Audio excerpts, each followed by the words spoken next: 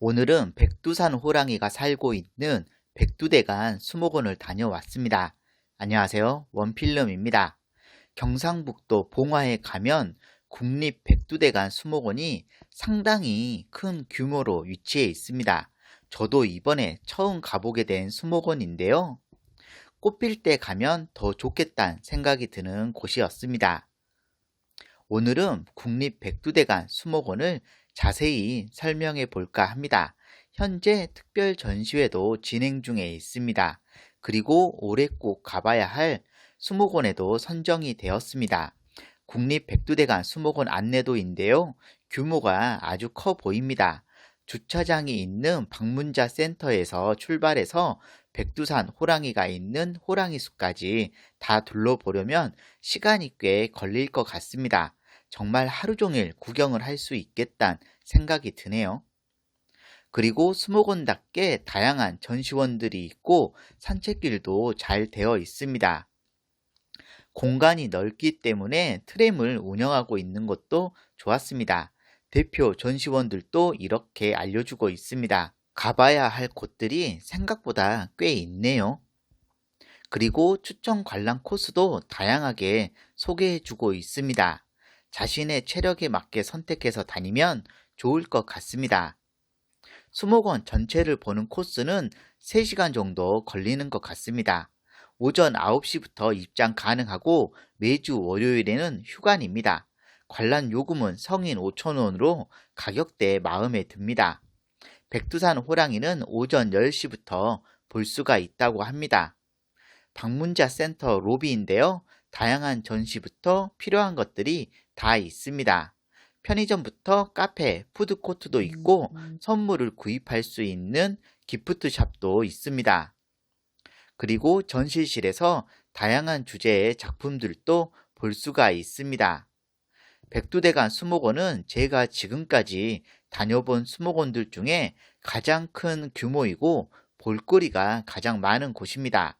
그럼 지금부터는 수목원의 외부 공간들을 보도록 하겠습니다. 입구에서 지팡이 무료 대여도 하고 있고 우산도 있습니다. 일단은 트램을 타고 가장 위쪽에 있는 호랑이 숲을 가려고 합니다. 트램 타고 올라가서 호랑이 보고 천천히 걸어 내려오면서 수목원을 둘러볼 계획입니다. 트램을 타실 분들은 여기서 표를 구입하시면 됩니다. 출발역에서 호랑이역까지 트램 타고 가면 20분 정도면 가네요. 주말에는 트램이 10분 간격으로 출발한다고 합니다.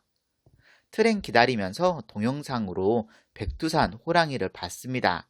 일단은 이런 호랑이의 모습을 볼 거란 기대를 하고 갔습니다. 트램은 호랑이 모양으로 되어 있네요. 날씨가 약간 쌀쌀했지만 생각보다 사람들이 많이 있습니다. 이제 트램을 타고 호랑이역으로 출발했습니다. 트램의 속도가 빠르지 않기 때문에 주변 구경을 하면서 가기에 좋았습니다. 평일이었지만 생각보다 다양한 연령대의 사람들이 있는 걸 볼 수가 있었습니다. 국립 백두대간 수목원은 2018년도에 개장했다고 합니다. 실제 백두대간 라인에 만들어졌다고 하는데요.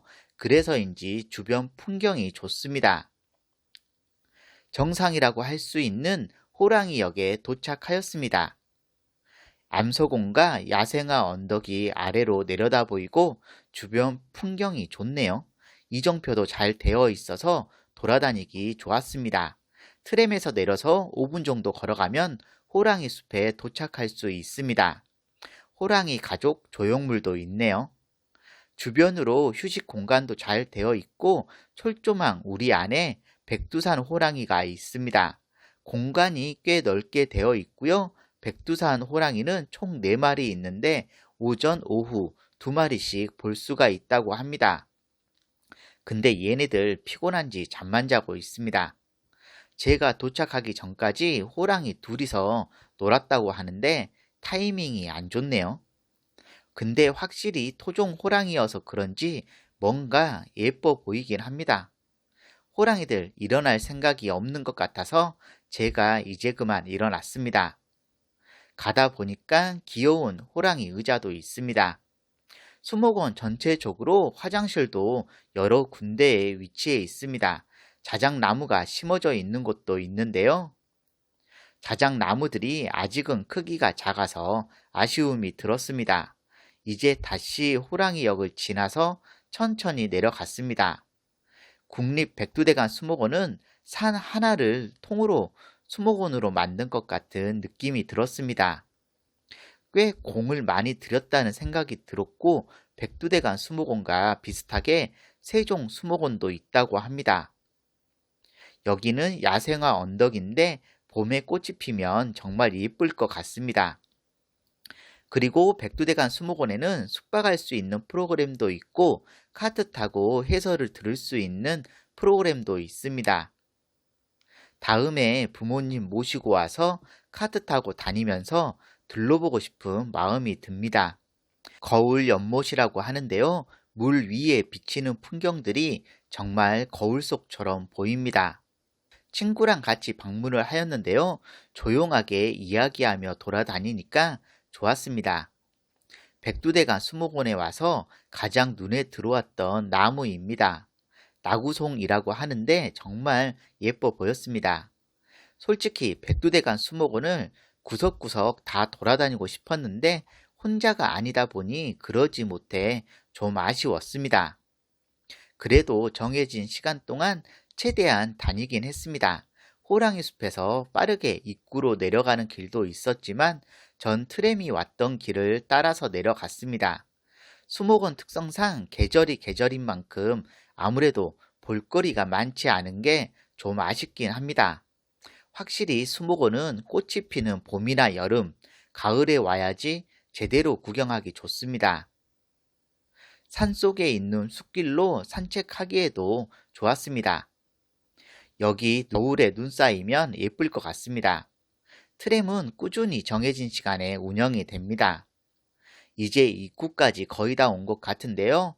숲속에 공연장도 있습니다. 봉자 페스티벌이 열리는 꽃마숲 공연장인데요. 아주 좋아 보이는 공간이었습니다. 봉화 자생꽃 페스티벌을 줄여서 봉자 페스티벌이라고 하는데요. 페스티벌 기간 동안에는 서울과 대구에서 무료 셔틀버스도 운행된다고 합니다. 내년에는 저도 한번 와보고 싶은 봉자 페스티벌입니다. 장미꽃들 겨울나기 준비하는데 멀리서 보면 미어캣처럼 보이네요. 제가 한때 정말 좋아했던 책이 바로 어린 왕자였습니다. 여기 오니까 많지는 않지만 꽃을 볼 수가 있어서 좋았습니다. 꽃들이 다 없어질 때인데 아직까지 꽃이 있다는 게 놀라웠습니다. 정말 새빨간색의 장미꽃입니다. 장미꽃과 강국을 볼 수가 있어서 좋았고 더 많은 꽃이 피면 어떨까 하는 생각도 들었습니다. 영상은 못 찍었지만 방목되어 있는 말도 볼 수가 있었고요. 다양한 여러 전시원들이 있는 게 아주 마음에 드는 수목원이었습니다. 그리고 아이들이 놀 수 있는 놀이터도 있었고 가족 나들이 하기에도 좋아 보였습니다.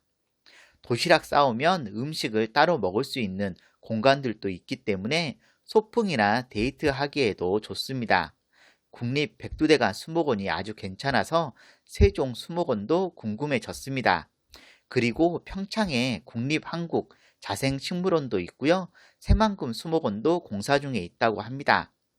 저도 이번에 처음 알게 된 국립 백두대간 수목원인데요. 경북 봉화에서 꼭 가볼 만한 아름다운 곳입니다. 영상 재미있게 보셨으면 구독, 좋아요 눌러주시면 감사하겠습니다.